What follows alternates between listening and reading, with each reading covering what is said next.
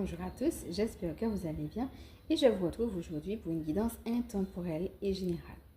Installez-vous donc confortablement, respirez profondément. Si vous avez une question, profitez pour la poser ou alors restez simplement dans un silence plein.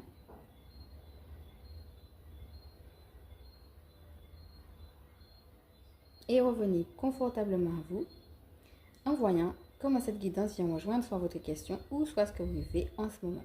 Alors comme d'habitude, je vais commencer par présenter les cartes et ensuite je vais vous dire comment elles me parlent.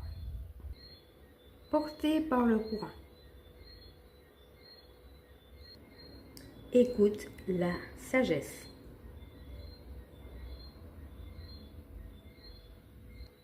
La lumière intérieure. Alors nous avons 6 cartes, nous allons commencer par les 3 premières.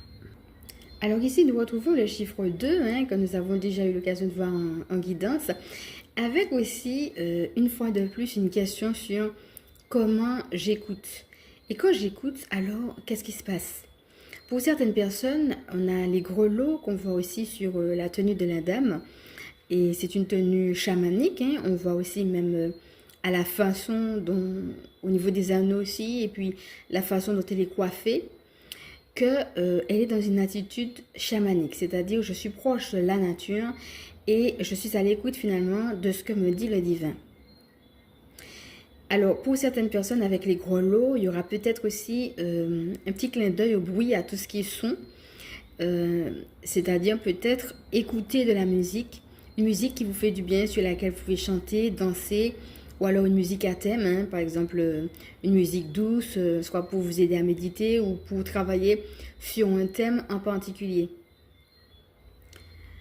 Tout ce qui est son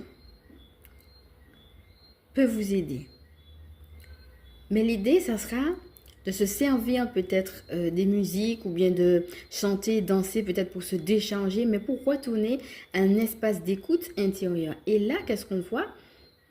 On retrouve notre cher ami le corbeau qui vient dire quelque chose à l'oreille de cette femme. Alors, qu'est-ce qu'il lui dit et qu'est-ce qu'il vient chercher?